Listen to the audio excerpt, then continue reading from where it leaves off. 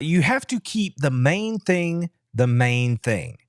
And that's what we're going to do tonight on this edition of How About That Dogs Cast.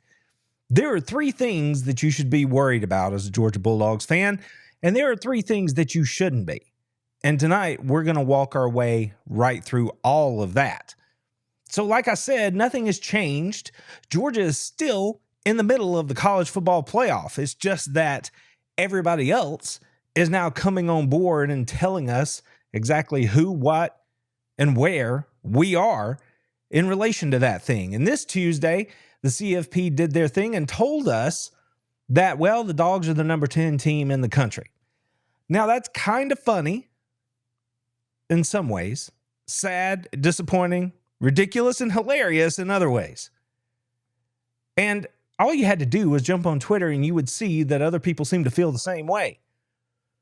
According to Out of Control, with the newest college football playoff rankings, Georgia, number 10, has as many top 25 wins as number 2, 3, 4, 5, and 6 combined.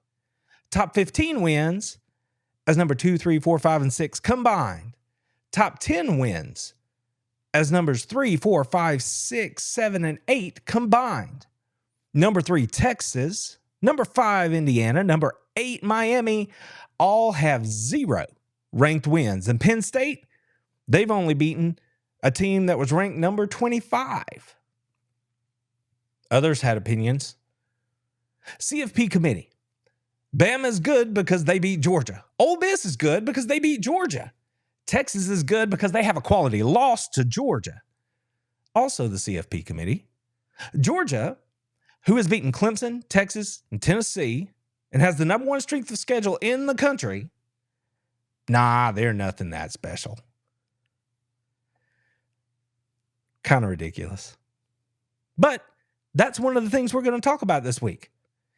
We can talk about it and have a little fun with it. Because the truth is, right now, none of it matters anyway, right? The last one's the only one that really matters. But our good friend Chris Marler, he posted this today. Today or yesterday? I guess it was yesterday when the rankings came out. Playoff resumes. You can look at the screen and see it. You can see winning percentages.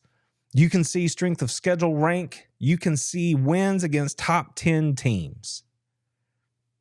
You can make up your own mind about who you think deserves to be where as far as all this stuff is concerned. But like I said, none of it really matters right now. And that leads me right down the road of where we're going. The only thing that's important right now, not the only thing, the thing that's most important right now for the Georgia Bulldogs is the fact that they are going to have another game on Saturday. Number 11 out of 12 scheduled on the regular season slate. This week, it's UMASS. The Minutemen are going to come between the hedges for a paycheck game. And then the Dogs are going to finish up against Georgia Tech before the committees have their say following championship weekend. Now, like I said, this is the most important thing right now. The Dogs need to prepare this week, go out, handle their business against UMass, show everybody that what they did against Tennessee on Saturday night is where they're headed. That's what they're going to be moving forward. That's what we all want to see as Georgia Bulldog fans.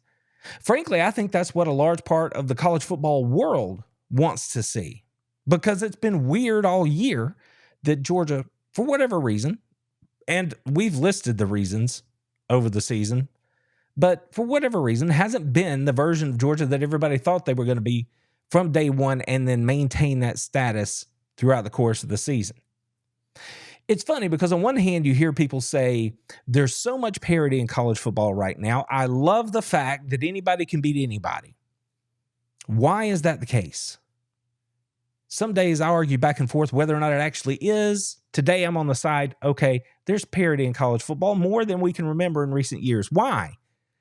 Well, then it has to be because of things like the transfer portal, the things like NIL, which influences movement in the transfer portal.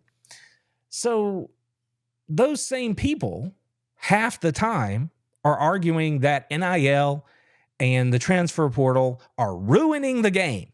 Yet, when it fits the narrative, that there's more parity in college football, and that's exactly what they want to see, well, then they're on the other side of the fence. When you look at college football as a whole, people generally fall into one of those two pools, and then they jump back and forth between them. But it's hard to get a read as a Georgia football fan whether people are excited that Georgia seems to be finding their footing, ramping things up here at the end of the season as we get towards money time, right? When we get towards the playoff, when we get towards deciding who the champion's going to be.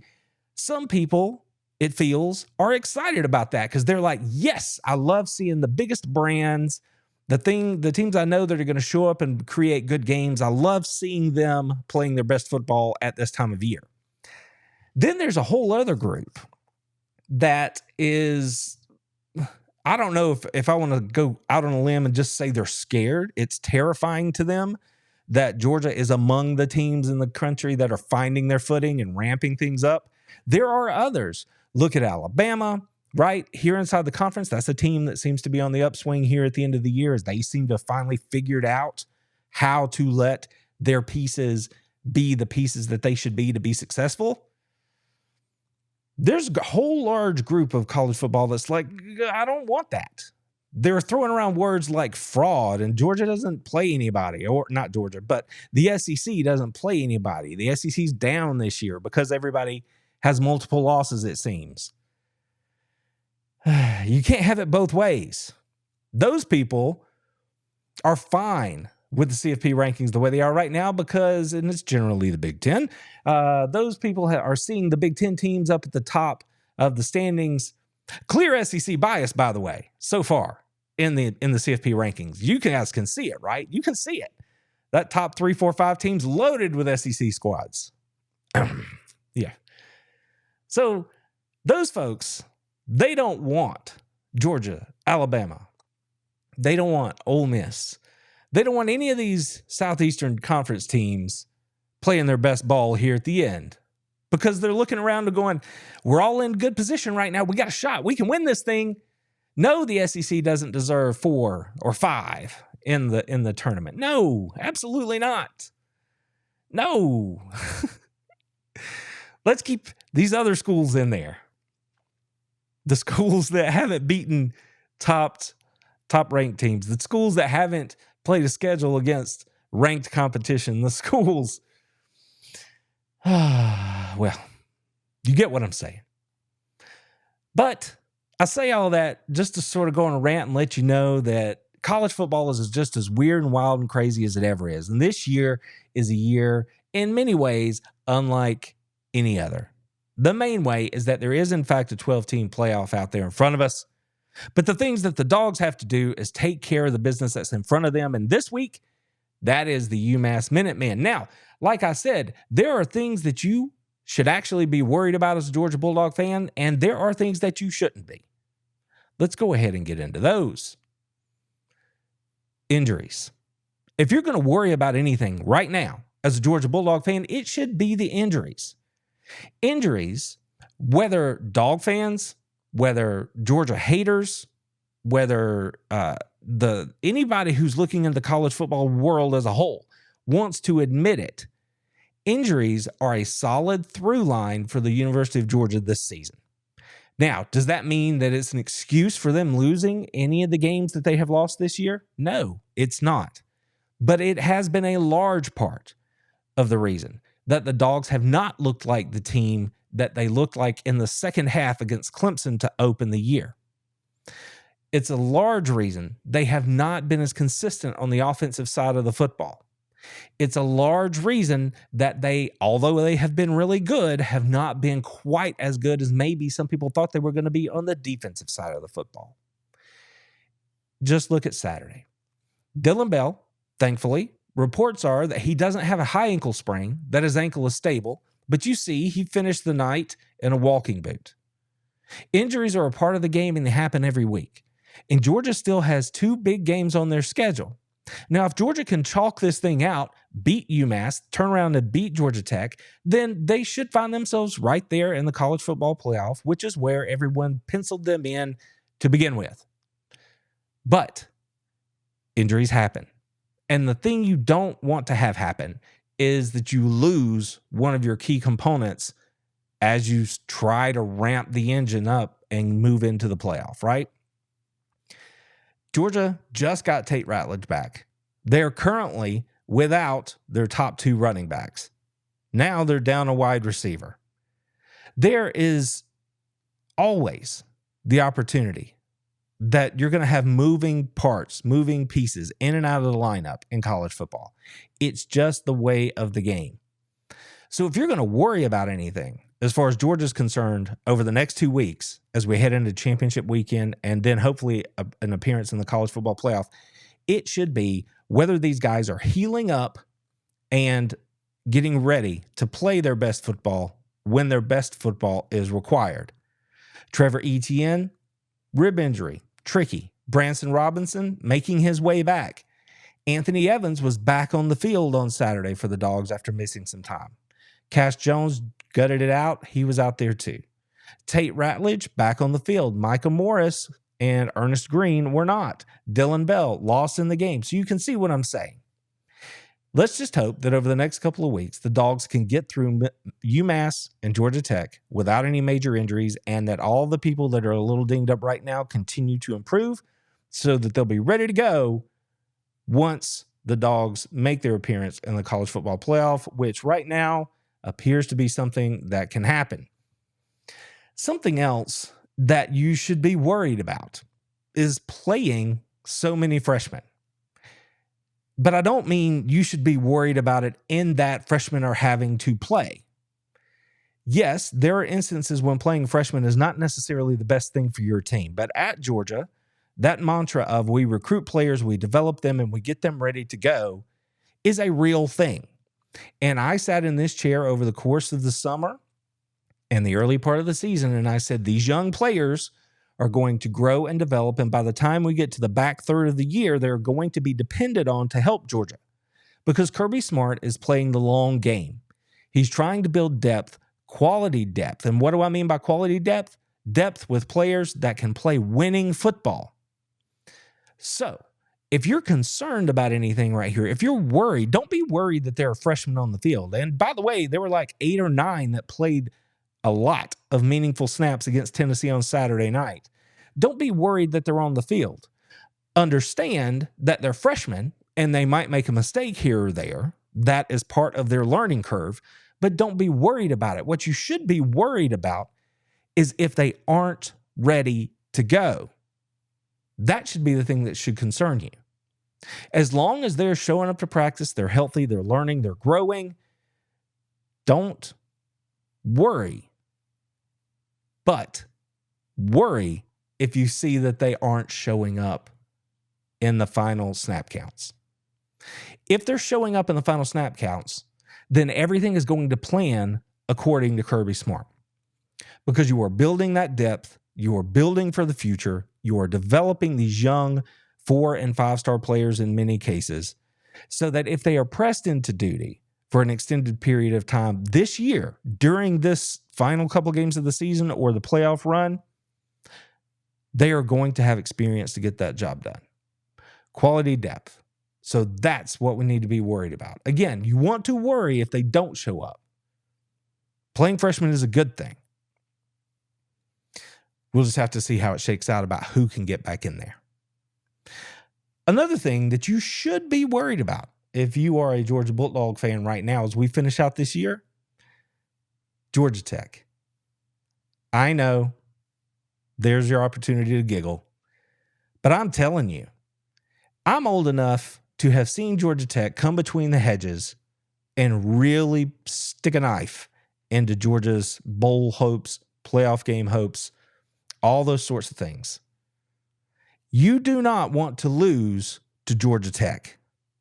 Ever. I've made no bones about it. Georgia's 3 biggest rivals are, in order, the University of Florida, the Auburn Tigers, and then Georgia Tech. Now, the older Georgia fans, they're going to tell you that I'm wrong and that Tech is the number 1 rival. And I totally get it. Totally get it. Because when you lose to Georgia Tech, it absolutely makes for a miserable year here in the state of Georgia. Because you shouldn't. This Georgia team should not lose to this Georgia Tech team. I am not sitting here and telling you that they are going to lose to Tech. I'm telling you that that is a dangerous game and that this team with this guy and their head coach, they don't like Georgia. Clean old-fashioned hate is a real thing right now between Georgia and Georgia Tech. And last year, Tech played Georgia for all they're worth. Georgia was the better team, but that game, yeah, it was not a walkover. Had a lot of people nervous. I personally never felt that Georgia was in danger of losing the game last year. But if you mess around with Haynes King, with that running game that they have, and their new head coach, Key, they are good enough to beat Georgia, and that would put a wrinkle in everything. So, if you're going to worry about something, worry about Georgia showing up on senior day, which is always weird as far as atmosphere is concerned, as far as getting your juices flowing is concerned. Worry about the Dogs showing up and finishing the season the way they are supposed to. Heaven forbid the first thing I told you to worry about happens between now and then, and somebody gets hurt and the Dogs are heading into that game even more depleted than they are now. This one is one you better be ready for, both as fans and as players. The threat that Georgia Tech poses to the Georgia Bulldogs this year is very real. Again, I think Georgia beats Georgia Tech. I think that they probably beat them by double digits. But I'm just telling you, that's a game to that squad that you do not want to lose. That is not the way you want to be spending Black Friday after a day that we just spent our time being all thankful for everything. So that's the three things that we should be worried about as Georgia fans. I told you there are three things that you should not be worried about. Those look like this. Carson Beck. This is a space where we do not deal in talking points. We generally don't offer hot takes. We generally are trying to keep things between the ditches, right? We're trying to shoot you straight. And I have been saying and trying to offer many, many reasons why it was the case that Carson Beck is not the problem. Has he been perfect? No. Did he need to play better? Absolutely. But Carson Beck was never the problem. That was a talking point around college football all last year, last week, inside the SEC as well as nationally. What is wrong with Carson Beck? The answer is nothing. It's not me telling you that. I don't care what your lying eyes are showing you. Kirby Smart was telling you he's been the same guy that he's always been, and they are happy with him. I sat here and said, it's everything around him that's adding to his anxiety, his lack of performance. He's putting pressure on himself. You've heard me say this. Lo and behold, Tennessee happens. The offensive line comes together. The pocket's clean. And Carson Beck throws for 3.5 bills. A couple of touchdowns. The Dogs roll. And that offense looks like the offense that I told you I thought we were going to see in the early part of the year. And then all that other stuff I mentioned happened. The injuries, the defections, right?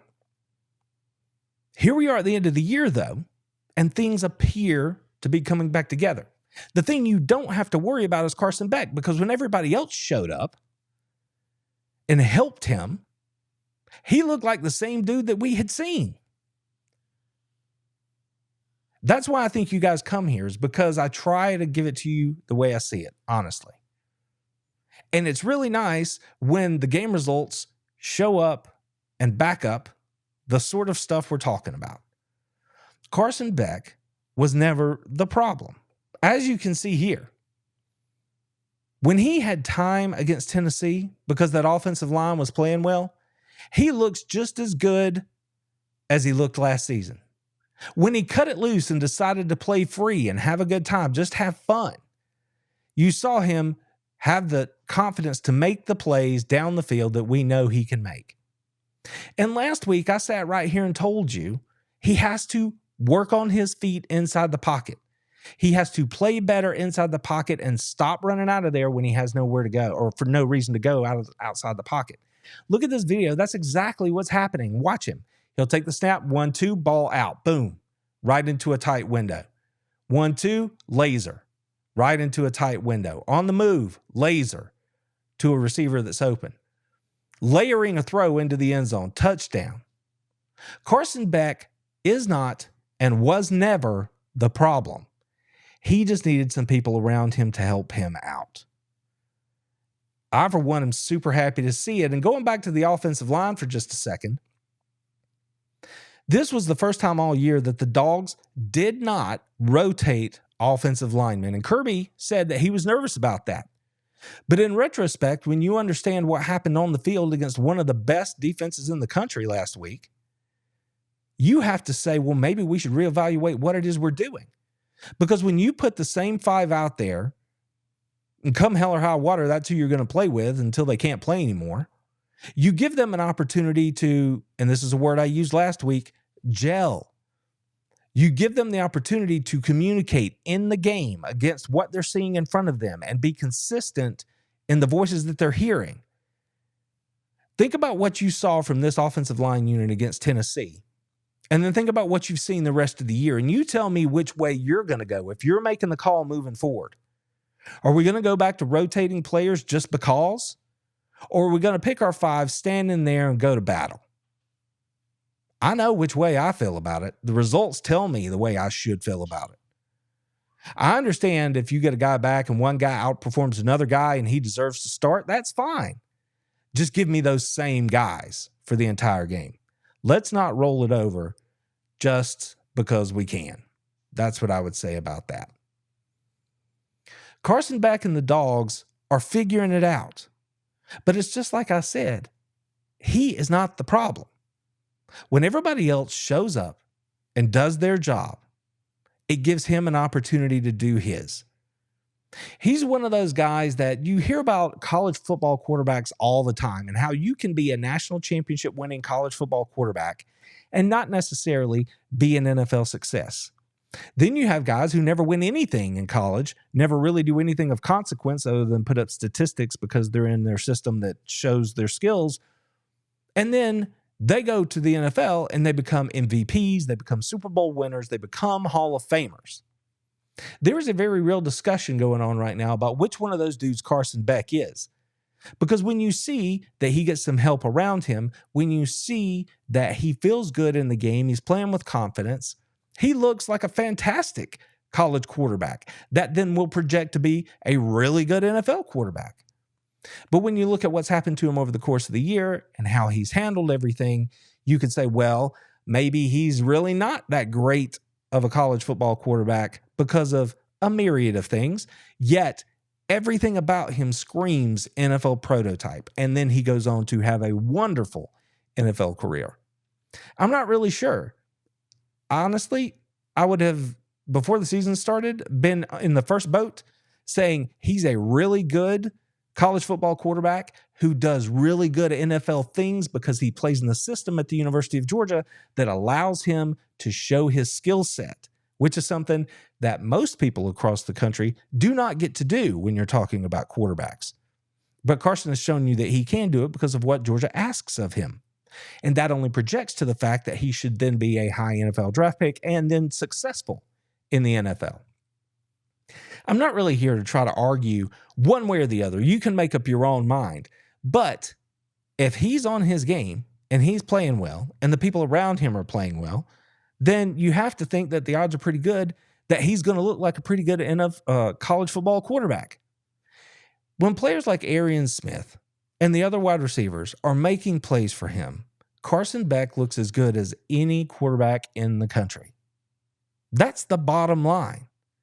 When Carson does the basic things as far as playing quarterback that he knows how to do because he trusts his offensive line, Carson looks great.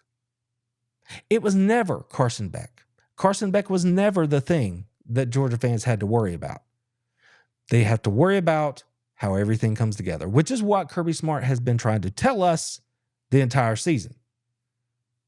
So Carson Beck, not something we have to be worried about.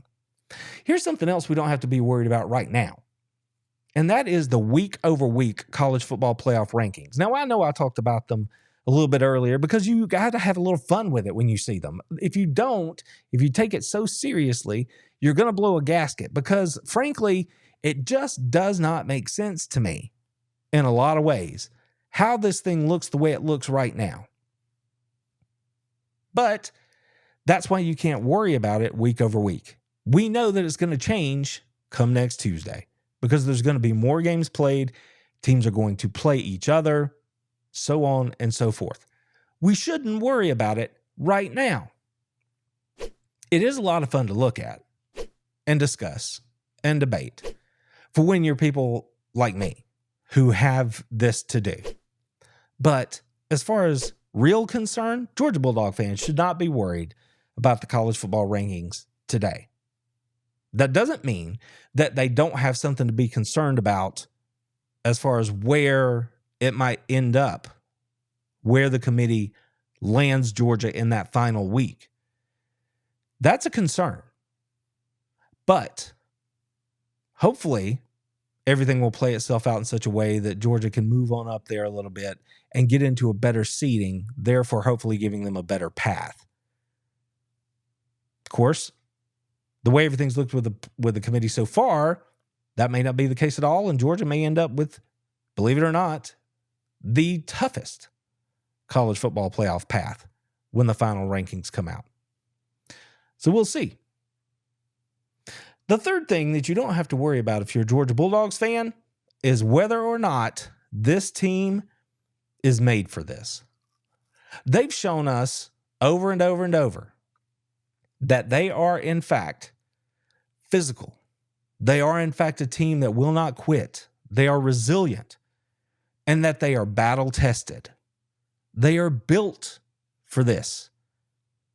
There was a lot of question coming off that Ole Miss game whether or not that was true. Everything about this program is being questioned, but watch this video here on the screen that we're looking at now. That is Dylan Fairchild at offensive guard. Look what he does to that Tennessee defensive lineman. Gravedigger. Puts him on skates, plants him 5-6 yards down the field. The physicality for this team was always there. It's still there. But going back to what I said about get these dudes on the field together, let them work, and let's see what can happen. Keep the same unit on the field. It's a beautiful thing to watch.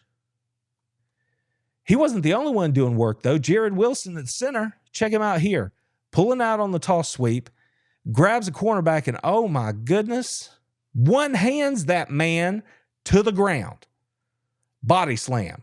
Looks kind of like a choke slam. The physicality for this group is there. They just have to have the opportunity to get behind their pads, get lathered up, and go to work.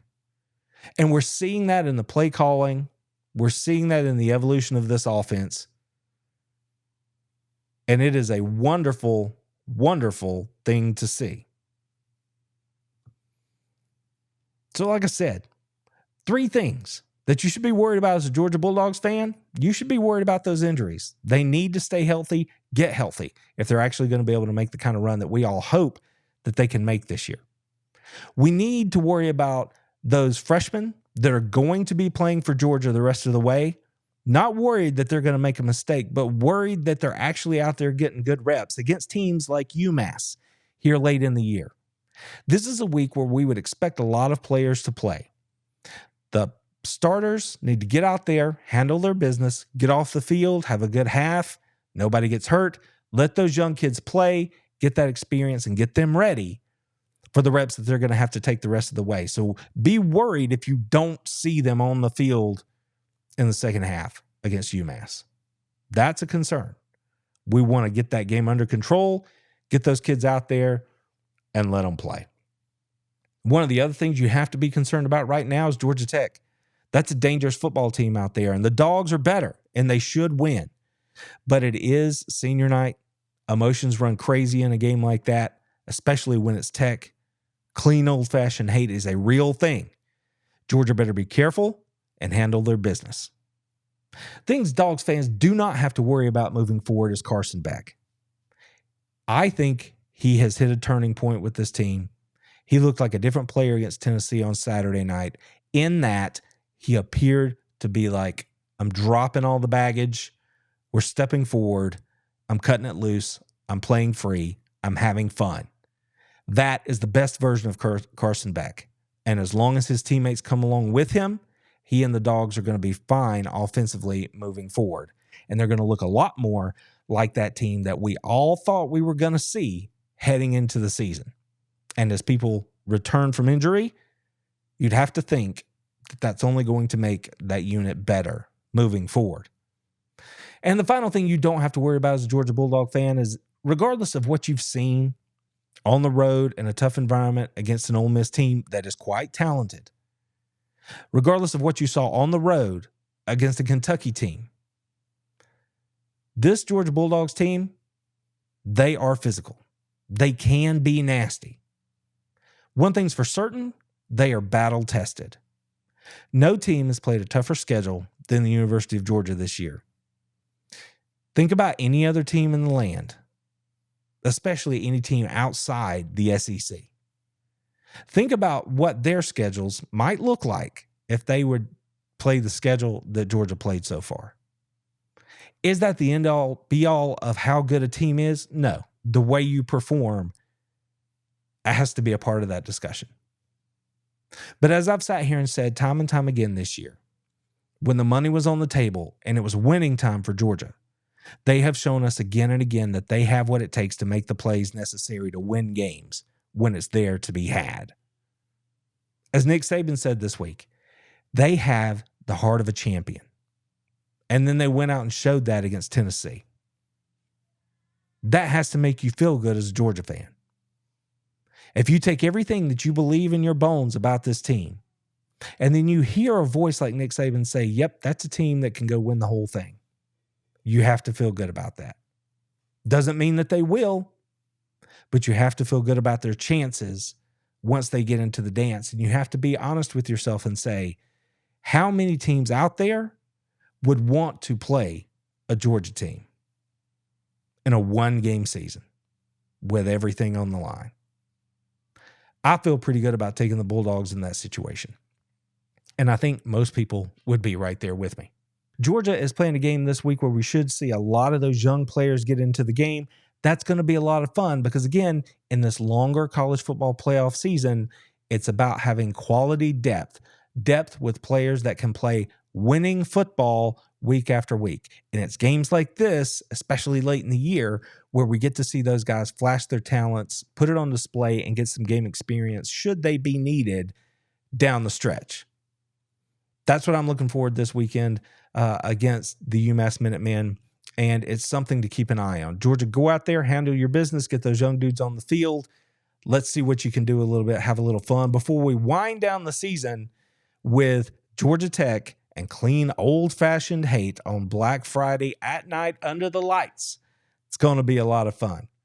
Until we get there, you guys take care of yourselves, take care of your friends, take care of your families, take care of each other, and go Dogs! Told them, how about them fucking dogs? That's what I told them.